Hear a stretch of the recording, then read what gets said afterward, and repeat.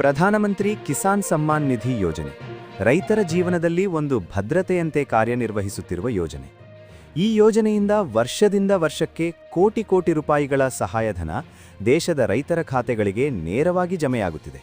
ಆದರೆ ಇತ್ತೀಚಿನ ದಿನಗಳಲ್ಲಿ ಈ ಯೋಜನೆಗೆ ಸಂಬಂಧಿಸಿದಂತೆ ಕೆಲವು ಹೊಸ ನಿಯಮಗಳು, ಹೊಸ ತಾಂತ್ರಿಕ ಪ್ರಕ್ರಿಯೆಗಳು ಮತ್ತು ಕಡ್ಡಾಯ ಕ್ರಮಗಳು ಜಾರಿಯಾಗಿವೆ. ಈ ಹೊಸ ಬದಲಾವಣೆಗಳನ್ನು ಸಮಯಕ್ಕೆ ಸರಿಯಾಗಿ ಅನುಸರಿಸದಿದ್ದರೆ ಮುಂದಿನ ಕಂತಿನ ಹಣ ನಿಮ್ಮ ಖಾತೆಗೆ ಬಾರದಿರುವ ಸಾಧ್ಯತೆ ಇದೆ. ಆದ್ದರಿಂದ ಈ ಮಾಹಿತಿಯನ್ನು ಸಂಪೂರ್ಣವಾಗಿ ಗಮನದಿಂದ ಕೇಳುವುದು ಪ್ರತಿಯೊಬ್ಬ ಫಲಾನುಭವಿಗೂ ಅತ್ಯಂತ ಅಗತ್ಯ. ಪ್ರಧಾನಮಂತ್ರಿ ಕಿಸಾನ್ ಸಮ್ಮಾನ್ ನಿಧಿ ಯೋಜನೆ ಎಂಬುದು ಕೇಂದ್ರ ಸರ್ಕಾರವು ರೈತರ ಆದಾಯವನ್ನು ಬೆಂಬಲಿಸಲು ಜಾರಿಗೊಳಿಸಿರುವ ಪ್ರಮುಖ ಯೋಜನೆ. ಈ ಯೋಜನೆಯ ಅಡಿಯಲ್ಲಿ ದಿನಾಂಕ 1-2-2019 ಪೂರ್ವದಲ್ಲಿ ಕೃಷಿ ಭೂಮಿಯನ್ನು ಹೊಂದಿರುವ ಅರ್ಹ ಸಣ್ಣ ರೈತರು, ಅತಿಸಣ್ಣ ರೈತರು, ಮಧ್ಯಮ ರೈತರು ಮತ್ತು ದೊಡ್ಡ ರೈತ ಕುಟುಂಬಗಳಿಗೆ 1 ವರ್ಷಕ್ಕೆ 6,000 ರೂಪಾಯಿಗಳನ್ನು 3 ಕಂತುಗಳಲ್ಲಿ ನೀಡಲಾಗುತ್ತಿದೆ. ಪ್ರತಿ 4 ತಿಂಗಳಿಗೊಮ್ಮೆ 2,000 ರೂಪಾಯಿಗಳಂತೆ ನೇರವಾಗಿ ರೈತರ ಬ್ಯಾಂಕ್ ಖಾತೆಗೆ ಹಣ ಜಮೆಯಾಗುತ್ತದೆ. ಇದು ಯಾವುದೇ ಮಧ್ಯವರ್ತಿಗಳಿಲ್ಲದೆ ನೇರವಾಗಿ ಫಲಾನುಭವಿಗೆ ತಲುಪುವಂತೆ ರೂಪುಗೊಂಡಿರುವ ಯೋಜನೆ. ಈ ಯೋಜನೆ ಆರಂಭವಾದ ನಂತರ ಲಕ್ಷಾಂತರ ರೈತ ಕುಟುಂಬಗಳು ಇದರ ಪ್ರಯೋಜನವನ್ನು ಪಡೆಯುತ್ತಿವೆ. ಹಲವರಿಗೆ ಇದು ಬೀಜ ಖರೀದಿಗೆ, ರಸಗೊಬ್ಬರ ಖರೀದಿಗೆ, ಕೃಷಿ ಉಪಕರಣಗಳಿಗೆ, ಮನೆಯ ಸಣ್ಣ ಖರ್ಚುಗಳಿಗೆ ಮತ್ತು ಕೆಲವೊಮ್ಮೆ ತುರ್ತು ಅಗತ್ಯಗಳಿಗೂ ಸಹಕಾರಿಯಾಗಿದೆ. ಈ ಯೋಜನೆಯ ಮೂಲಕ ಸರ್ಕಾರ ರೈತರೊಂದಿಗೆ ನೇರ ಸಂಪರ್ಕ ಹೊಂದಿದೆ ಎಂಬ ಭಾವನೆ ಕೂಡ ಜನರಲ್ಲಿ ಬೆಳೆದಿದೆ. ಆದರೆ ಈ ಯೋಜನೆಯ ಫಲಾನುಭವಿಗಳ ಪಟ್ಟಿಯನ್ನು ಶುದ್ಧಗೊಳಿಸುವುದು, ಅಯೋಗ್ಯ ಫಲಾನುಭವಿಗಳನ್ನು ಹೊರಗಿಡುವುದು ಮತ್ತು ನಿಜವಾದ ಅರ್ಹ ರೈತರಿಗೆ ಮಾತ್ರ ನೆರವು ತಲುಪಿಸುವುದು ಎಂಬ ಉದ್ದೇಶದಿಂದ ಸರ್ಕಾರ ಇದೀಗ ಕೆಲವು ಹೊಸ ಕ್ರಮಗಳನ್ನು ಕಡ್ಡಾಯಗೊಳಿಸಿದೆ. ಈಗ ಕೇಂದ್ರ ಸರ್ಕಾರ ಅಗ್ರಿಸ್ಟ್ಯಾಕ್ ಯೋಜನೆಯ ಅಡಿಯಲ್ಲಿ ರೈತರಿಗಾಗಿ ಹೊಸ ಗುರುತಿನ ಸಂಖ್ಯೆಯನ್ನು ಸೃಜಿಸುವ ಪ್ರಕ್ರಿಯೆಯನ್ನು ಆರಂಭಿಸಿದೆ. ಇದನ್ನು ರೈತ ಗುರುತು ಸಂಖ್ಯೆ ಎಂದು ಕರೆಯಬಹುದು.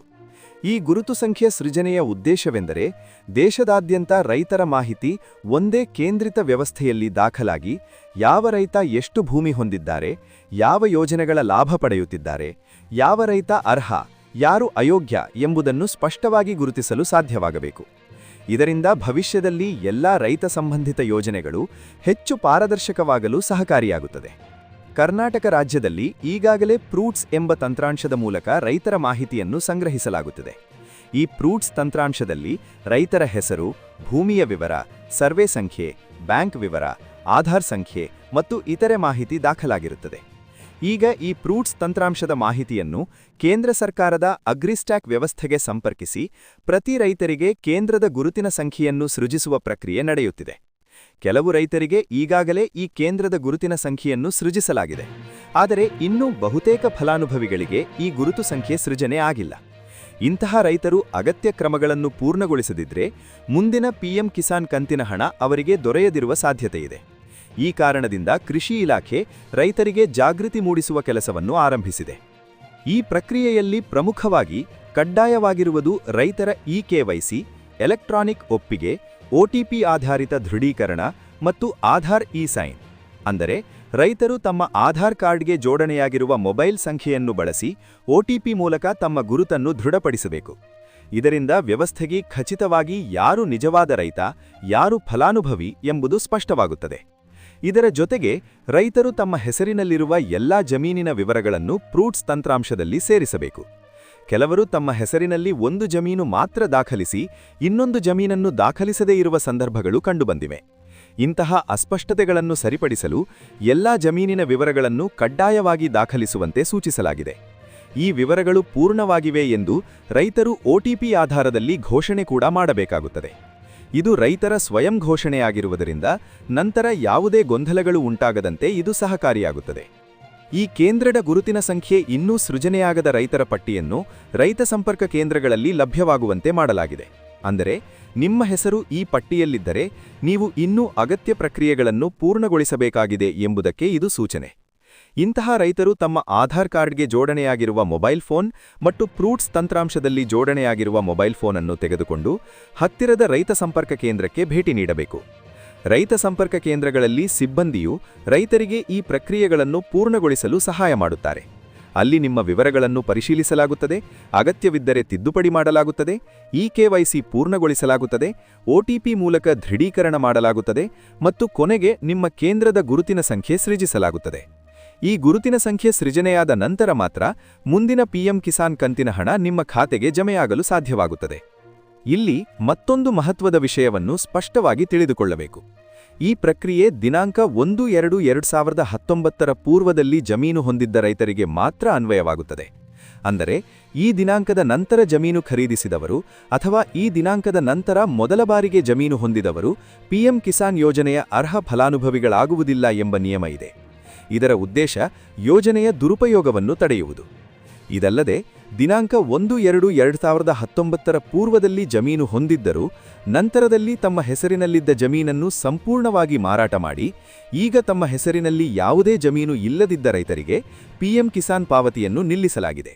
ಈ ಕುರಿತು ಶಿವಮೊಗ್ಗ ಕೃಷಿ ಇಲಾಖೆಯ ಜಂಟಿ ಕೃಷಿ ನಿರ್ದೇಶಕರು ಪ್ರಕಟಣೆಯ ಮೂಲಕ ಮಾಹಿತಿ ನೀಡಿದ್ದಾರೆ. ಅಂದರೆ ಈ ಯೋಜನೆಯ ಪ್ರಯೋಜನವು ಸದ್ಯದಲ್ಲಿಯೂ ಜಮೀನು ಹೊಂದಿರುವ ರೈತರಿಗೆ ಮಾತ್ರ ಲಭ್ಯವಾಗುತ್ತದೆ ಎಂಬುದು ಇಲ್ಲಿ ಸ್ಪಷ್ಟವಾಗಿದೆ. ಇದು ಕೆಲವರಿಗೆ ಕಠಿಣವಾಗಿ ಕಾಣಬಹುದು, ಆದರೆ ಸರ್ಕಾರದ ಉದ್ದೇಶ ನಿಜವಾದ ರೈತರಿಗೆ ಮಾತ್ರ ನೆರವು ತಲುಪಿಸಬೇಕು ಎಂಬುದಾಗಿದೆ. ಅನೇಕ ಸಂದರ್ಭಗಳಲ್ಲಿ ಜಮೀನು ಇಲ್ಲದವರು ಕೂಡ ಯೋಜನೆಯ ಲಾಭ ಪಡೆದುಕೊಳ್ಳುತ್ತಿರುವುದು ಕಂಡುಬಂದಿದೆ. ಇಂತಹ ಅಕ್ರಮಗಳನ್ನು ತಡೆಯಲು ಈ ಹೊಸ ಕ್ರಮಗಳನ್ನು ಜಾರಿಗೆ ತರಲಾಗಿದೆ. ಈ ಎಲ್ಲ ಬದಲಾವಣೆಗಳನ್ನು ಗಮನಿಸಿದರೆ ಒಂದು ವಿಷಯ ಸ್ಪಷ್ಟವಾಗುತ್ತದೆ. ಸರ್ಕಾರ ಪಿಎಂ ಕಿಸಾನ್ ಯೋಜನೆಯನ್ನು ನಿಲ್ಲಿಸಲಲ್ಲ, ಬದಲಾಗಿ ಇನ್ನಷ್ಟು ಪಾರದರ್ಶಕವಾಗಿ, ಇನ್ನಷ್ಟು ಶುದ್ಧವಾಗಿ ಮತ್ತು ನಿಜವಾದ ರೈತರಿಗೆ ಮಾತ್ರ ತಲುಪಿಸುವ ಉದ್ದೇಶದಿಂದ ಈ ಕ್ರಮಗಳನ್ನು ಕೈಗೊಂಡಿದೆ. ಹೀಗಾಗಿ ರೈತರು ಇದನ್ನು ಭಯದಿಂದ ನೋಡಬಾರದು, ಬದಲಾಗಿ ಇದನ್ನು ಒಂದು ಅವಕಾಶವಾಗಿ ನೋಡಿ ತಮ್ಮ ದಾಖಲೆಗಳನ್ನು ಸರಿಪಡಿಸಿಕೊಳ್ಳಬೇಕು, ತಮ್ಮ ವಿವರಗಳನ್ನು ನವೀಕರಿಸಿಕೊಳ್ಳಬೇಕು ಮತ್ತು ಅಗತ್ಯ ಪ್ರಕ್ರಿಯೆಗಳನ್ನು ಸಮಯಕ್ಕೆ ಸರಿಯಾಗಿ ಪೂರ್ಣಗೊಳಿಸಬೇಕು. ಗ್ರಾಮೀಣ ಪ್ರದೇಶಗಳಲ್ಲಿ ಅನೇಕ ರೈತರಿಗೆ ಇಂತಹ ತಾಂತ್ರಿಕ ಪ್ರಕ್ರಿಯೆಗಳು ಹೊಸದಾಗಿ ಕಾಣಬಹುದು. ಮೊಬೈಲ್, ಒಟಿಪಿ, ಇಕೆವೈಸಿ, ಡಿಜಿಟಲ್ ವ್ಯವಸ್ಥೆ ಇವೆಲ್ಲವೂ ಕೆಲವರಿಗೆ ಗೊಂದಲ ಉಂಟುಮಾಡಬಹುದು. ಆದರೆ ಇದಕ್ಕಾಗಿ ರೈತ ಸಂಪರ್ಕ ಕೇಂದ್ರಗಳು, ಕೃಷಿ ಇಲಾಖೆ ಕಚೇರಿಗಳು ಮತ್ತು ಗ್ರಾಮ ಮಟ್ಟದ ಸಿಬ್ಬಂದಿ ಸಹಾಯಕ್ಕಿರುತ್ತಾರೆ. ರೈತರು ಧೈರ್ಯವಾಗಿ ಮುಂದೆ ಬಂದು ಈ ಪ್ರಕ್ರಿಯೆಗಳನ್ನು ಕಲಿತು ಪೂರ್ಣಗೊಳಿಸಬೇಕು. ಇಲ್ಲಿ ಮತ್ತೊಂದು ವಿಷಯವನ್ನು ರೈತರು ಗಮನಿಸಬೇಕು. ನಿಮ್ಮ ಆಧಾರ್ ಕಾರ್ಡ್ಗೆ ಜೋಡಣೆಯಾಗಿರುವ ಮೊಬೈಲ್ ಸಂಖ್ಯೆ ಸಕ್ರಿಯವಾಗಿರಬೇಕು. ಕೆಲವರ ಮೊಬೈಲ್ ಸಂಖ್ಯೆ ಬದಲಾಗಿರಬಹುದು, ಕೆಲವರು ಹಳೆಯ ಸಂಖ್ಯೆಯನ್ನೇ ಬಳಸುತ್ತಿರಬಹುದು. ಇಂತಹ ಸಂದರ್ಭದಲ್ಲಿ ಒಟಿಪಿ ಬರುವುದಿಲ್ಲ ಮತ್ತು ಪ್ರಕ್ರಿಯೆ ಪೂರ್ಣಗೊಳಿಸಲು ಸಾಧ್ಯವಾಗುವುದಿಲ್ಲ. ಆದ್ದರಿಂದ ಮೊದಲು ನಿಮ್ಮ ಆಧಾರ್ ಕಾರ್ಡ್ನಲ್ಲಿ ಯಾವ ಮೊಬೈಲ್ ಸಂಖ್ಯೆ ದಾಖಲಾಗಿದೆಯೋ ಅದನ್ನು ಪರಿಶೀಲಿಸಿ, ಅಗತ್ಯವಿದ್ದರೆ ಆ ಸಂಖ್ಯೆಯನ್ನು ನವೀಕರಿಸಿಕೊಳ್ಳಿ. ಇದೇ ರೀತಿ ಫ್ರೂಟ್ಸ್ ತಂತ್ರಾಂಶದಲ್ಲೂ ಕೂಡ ನಿಮ್ಮ ಸರಿಯಾದ ಮೊಬೈಲ್ ಸಂಖ್ಯೆ ದಾಖಲಾಗಿರಬೇಕು. ಪಿಎಂ ಕಿಸಾನ್ ಯೋಜನೆ ಕೇವಲ ಹಣದ ಸಹಾಯ ಮಾತ್ರವಲ್ಲ, ಇದು ರೈತರೊಂದಿಗೆ ಸರ್ಕಾರದ ನೇರ ಸಂಪರ್ಕದ ಒಂದು ಮಾದರಿ. ಭವಿಷ್ಯದಲ್ಲಿ ಇನ್ನೂ ಹೆಚ್ಚಿನ ಯೋಜನೆಗಳು ರೈತರಿಗಾಗಿ ಬರಲಿವೆ. ಈ ಎಲ್ಲಾ ಯೋಜನೆಗಳ ಲಾಭ ಪಡೆಯಲು ನಿಮ್ಮ ದಾಖಲೆಗಳು ಸರಿಯಾಗಿರಬೇಕು, ನಿಮ್ಮ ಗುರುತು ವ್ಯವಸ್ಥೆಯಲ್ಲಿ ಸ್ಪಷ್ಟವಾಗಿರಬೇಕು. ಅದಕ್ಕಾಗಿ ಈಗಿನ ಈ ಪ್ರಕ್ರಿಯೆಗಳು ಅತ್ಯಂತ ಮುಖ್ಯ. ನ್ಯೂಸ್ ಫಾರ್ ಕರ್ನಾಟಕ ಚಾನೆಲ್ ಮೂಲಕ ನಾವು ಸದಾ ರೈತರಿಗೆ ಉಪಯುಕ್ತವಾಗುವ ಮಾಹಿತಿ, ಸರ್ಕಾರಿ ಯೋಜನೆಗಳ ಬದಲಾವಣೆ, ಹೊಸ ನಿಯಮಗಳು ಮತ್ತು ಜಾಗೃತಿ ವಿಷಯಗಳನ್ನು ನಿಮಗೆ ಸರಳವಾಗಿ ಮತ್ತು ಸ್ಪಷ್ಟವಾಗಿ ತಲುಪಿಸುವ ಪ್ರಯತ್ನ ಮಾಡುತ್ತಿದ್ದೇವೆ. ಈ ಮಾಹಿತಿ ನಿಮಗೆ ಉಪಯುಕ್ತವಾಗಿದೆ ಎಂದು ಅನಿಸಿದರೆ ದಯವಿಟ್ಟು ಈ ವಿಡಿಯೋವನ್ನು ನಿಮ್ಮ ಗ್ರಾಮದಲ್ಲಿರುವ ಇತರ ರೈತರಿಗೂ ಹಂಚಿಕೊಳ್ಳಿ. ವಿಶೇಷವಾಗಿ ಹಿರಿಯ ರೈತರು, ತಂತ್ರಜ್ಞಾನದಲ್ಲಿ ಅಷ್ಟು ಪರಿಚಯವಿಲ್ಲದವರು ಈ ಮಾಹಿತಿ ತಿಳಿದುಕೊಳ್ಳುವುದು ಅತ್ಯಂತ ಅಗತ್ಯ. ನಿಮ್ಮ ಒಂದು ಶೇರ್, ನಿಮ್ಮ ಒಂದು ಮಾತು ಇನ್ನೊಬ್ಬ ರೈತರಿಗೆ ಪಿಎಂ ಕಿಸಾನ್ ಹಣ ಮುಂದುವರೆಯಲು ಸಹಾಯವಾಗಬಹುದು. ಆದ್ದರಿಂದ ಈ ಮಾಹಿತಿಯನ್ನು ನಿಮ್ಮ ಸ್ನೇಹಿತರು, ಸಂಬಂಧಿಕರು, ನೆರೆಹೊರೆಯ ರೈತರೊಂದಿಗೆ ಹಂಚಿಕೊಳ್ಳಿ. ಇನ್ನಷ್ಟು ಉಪಯುಕ್ತ ಕೃಷಿ ಮಾಹಿತಿ, ಸರ್ಕಾರಿ ಯೋಜನೆಗಳ ಅಪ್ಡೇಟ್ ಮತ್ತು ರೈತರ ಹಿತಕ್ಕೆ ಸಂಬಂಧಿಸಿದ ಸುದ್ದಿಗಾಗಿ ನ್ಯೂಸ್ ಫಾರ್ ಕರ್ನಾಟಕ ಚಾನೆಲ್ ಅನ್ನು ಸಬ್ಸ್ಕ್ರೈಬ್ ಮಾಡಿ. ನಿಮ್ಮ ಬೆಂಬಲವೇ ನಮ್ಮ ಶಕ್ತಿ, ನಿಮ್ಮ ವಿಶ್ವಾಸವೇ ನಮ್ಮ ಪ್ರೇರಣೆ. ಧನ್ಯವಾದಗಳು.